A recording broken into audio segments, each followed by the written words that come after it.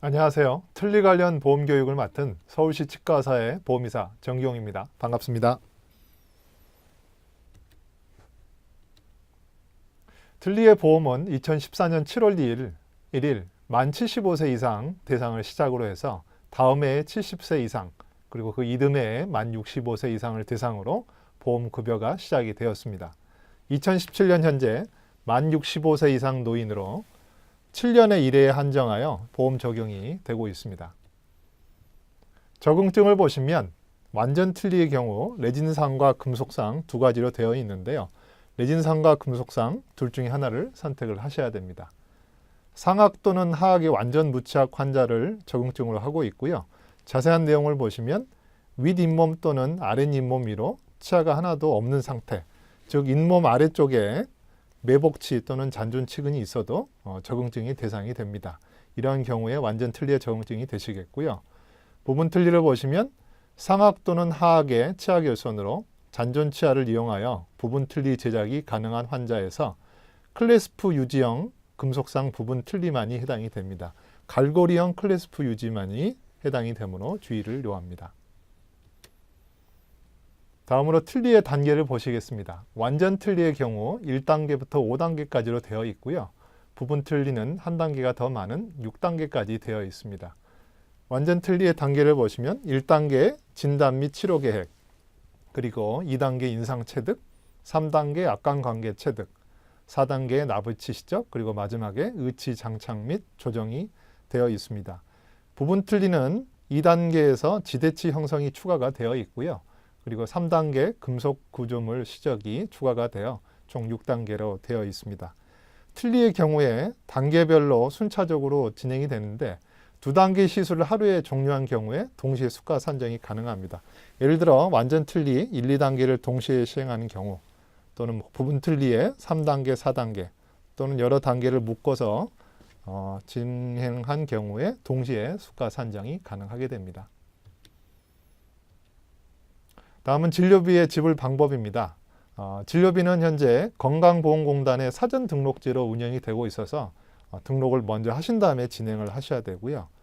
환자는 해당 요양기관에서 1단계를 시작을 하게 되면 다른 요양기관으로 이동이 불가능하게 됩니다. 그리고 환자의 개인 사정으로 진료 단계가 중단이 된다면 해당 요양기관은 그 중단된 단계까지만 요양급여 비용을 청구를 하시면 되겠습니다. 다음은 본인 부담률입니다. 올해 본인 부담률이 많이 낮아졌는데요. 요양급여비 총액의 50%에서 올해 30%로 현재 낮아져 있는 상태입니다. 급여 일종인 경우에는 더 많이 낮아져서 20%에서 5%로 낮아져 있고요. 급여 이정도 15%로 인하가 되어 있습니다. 차상위 1, 2정도 그 요양급여와 마찬가지로 5% 그리고 15%로 하향이 되어 있습니다. 다음은 유의사항 보시겠습니다.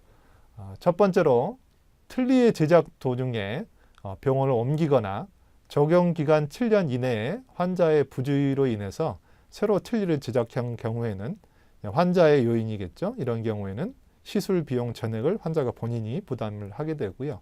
만약에 환자의 기책 사유가 아니고 병원의 이유일 때, 예를 들면 병원 폐업 등의 경우에는 폐업 여부를 확인한 다음에 재등록을 확인하시고 보험급여를 다른 병원에서 적용이 가능하게 되겠습니다. 세 번째는 틀니 제작 후에 7년 이내라도 구강 상태가 심각하게 변화돼서 새로운 틀니가 필요하다는 소견이 있는 경우에 1회 추가 급여가 가능한데요. 여기서 말하는 구강 상태 심각한 변화는 예를 들면 지대치 상실이나 어떤 중요한 부분이 파손이 되거나 해서 틀니의 수리가 불가능한 경우를 아마 뜻하게 될 겁니다. 이런 경우에는 7년 이내라도 1회 추가의 급여가 가능하게 됩니다. 네 번째, 3개월 이내 최대 6회 한해에서 무상 수리, 리베이스 릴라이닝 등이 가능하시고요. 그리고 마지막으로 환자의 상병 코드는 K08.1, 사고 발치 또는 국한성 치주병에 의한 치아 상실을 사용하시면 되겠습니다. 다음은 치료 재료입니다. 권장하는 재료는 열중합형 의치상용 레진이고 그리고 레진 치아는 다중중합 레진 치아를 사용하게 됩니다. 그리고 금속 구조물과 완전 틀리의 금속 부분은 코발트 크롬 금속류에 하나여 사용이 되고 있고요. 만약에 기성 메쉬를 사용하게 되면 급여 적용을 받지 못하고 비급여가 되겠습니다. 그리고 더해서 피계의치 오버덴처 또는 귀금속류가 들어간 경우, 텔레스코픽, 그 다음에 어태치먼트를 사용한 경우에는 기성 메쉬와 마찬가지로 급여 대상에서 제외가 되니 주의를 요망합니다. 부분 틀리 지대치 산정은 기본적으로 자연치 유지를 기본으로 하고 있는데, 만약에 서베이드 크라운을 본인이 제작을 하는 경우에는 별도 부담으로 따로 사용을 하시면 되겠습니다. 그 부분만 비급여가 인정이 됩니다. 다음은 임시 틀리입니다.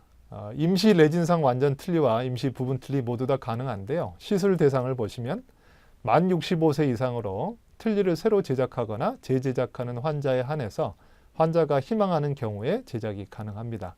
여기서 틀니를 새로 제작한다 하면 치아가 기존 치아를 갖고 있다가 모두 발치되어 완전 무착이 새로 된 경우를 말을 하는 거고요. 유의사항을 보시면 임시 틀니만을 제작하는 경우는 비급여 대상입니다. 임시 틀니만. 그리고 임시 틀니와 틀니는 다른 동일 요양기관에서 시술을 하셔야 되는데요. 이 말은 임시 틀니는 틀니의 진행 과정에 포함되어 있다는 내용입니다. 그래서 임시 틀니만 단독적으로 사용하실 수는 없습니다. 세 번째, 발치 당일 장착하는 즉시 의치도 역시 비급여 대상입니다. 임시 틀니는 틀니 유지관리 급여 적용 대상에서 제외돼서 임시 틀니를 수정하거나 또는 고치거나 하는 경우에 따로 유지관리를 적용하실 수가 없습니다. 마지막으로 부분 임시 틀니는 3치 기준으로 되어 있고요. 빠진 치아가 늘어나면 추가 일치당 추가 점수를 산정해서 보험 임시 부분 틀니를 적용하시면 되겠습니다. 다음은 틀니 유지관리입니다. 만 65세 이상 마찬가지로 틀니 장착자가 대상이 되겠는데요. 틀니 장착자에서 특이한 점은 기존 틀니의 장착자를 포함한다는 점입니다. 이 말은 레진상 완전 틀니나 금속상 완전 틀니, 부분 틀니 클래스프 유지형이면 보험 틀니가 아니더라도 보험 틀니의 기준에 부합되게 만들어진 틀니는 틀니 유지 관리를 나이만 맞으면 하실 수가 있습니다. 적용 대상에서 제외되는 것은 앞서서와 마찬가지로 피계의치나 그 다음에 귀금속류, 기타 텔레스코픽 어태치먼트 등은 역시 마찬가지로 보험 적용이 제외가 됩니다. 상병명은 K08.1이 아닌 G46.3을 사용을 하셔야 됩니다. 각각의 항목을 보시겠습니다. 먼저 구분을 보시면 4가지 항목으로 되어 있죠. 의치 조정면 개조, 그리고 의치 수리, 의치 조정, 클래스프 수리 4가지로 되어 있고요. 각각 행위들이 쭉 나열이 되어 있습니다. 세 번째, 산정 단위를 보시면 대부분 악당으로 되어 있고요. 의치 수리, 인공치 수리 부분만 치아당으로 되어 있는 걸 확인하실 수가 있습니다. 산정 횟수는 연 1회부터 연 4회까지 다양한데요. 가장 자주 있는 교합조정 단순의 경우 악당 연 4회 산정이 가능합니다.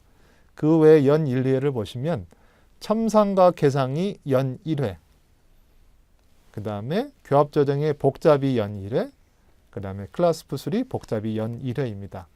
그래서 첨상과 개상 그리고 수리에서 복잡이 들어간 경우에는 연 1회가 되겠고요. 나머지는 연 2회 이렇게 외우시면 될 것 같습니다. 하나씩 보시면 먼저 의치 조직면 개조입니다. 첨상은 직접법과 간접법 2가지로 나뉘게 되는데요. 직접법의 경우에 1번, 2번을 모두 충족하는 경우에 연 1회 산정이 가능합니다. 내용을 보시면 틀니의 내면의 부적합이 존재하는 경우, 그 경우에 진료실에서 구강 내에서 이렇게 개조가 이루어진 경우 첨상에 직접법을 사용하실 수가 있고요. 간접법은 직접법보다 틀니의 내면 부적합과 수직 고경 상실이 모두 존재하는 경우에 인상을 체득하고 그 다음에 교합기에 장착하여 첨상을 한 경우에 간접법을 사용하실 수가 있습니다.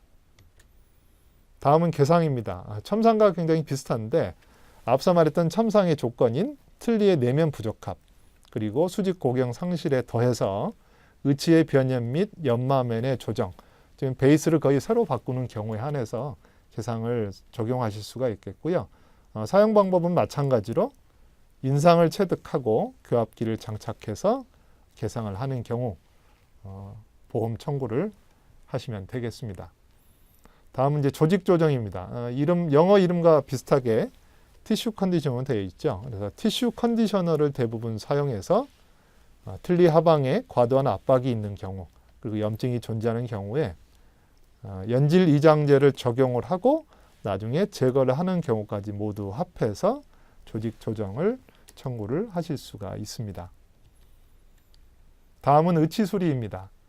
의치수리 중에 인공치수리와 의치상수리 두 가지로 나뉘게 되는데요. 인공치수리는 인공치의 마모, 파절 또는 탈락으로 인해서 인공치의 교체나 형태의 복원이 필요한 경우에 인공치수리를 산정을 하실 수가 있고요. 의치상수리는 보통 의치상이 깨지는 경우에 산정이 가능하죠. 그래서 의치상용 레진을 이용해서 부러진 의치를 복원하는 경우에 연 2회 산정이 가능합니다. 다음은 의치 조정입니다. 먼저 의치상 조정을 보겠습니다. 다음 충족 기준을 두 가지를 모두 충족을 하셔야 되는데요. 틀니 사용 시 조직에 궤양이 있고 불편감이 존재할 때 조정이 필요한 경우에 압력 지시제를 사용하여 영어로 이제 PIP라고 하죠. 이걸 사용해서 압력 부위를 삭제하고 조정하는 경우 의치상 조정을 청구를 하실 수가 있겠습니다. 다음은 교합 조정입니다. 교합 조정도 단순과 복잡 두 가지로 나뉘게 되는데요.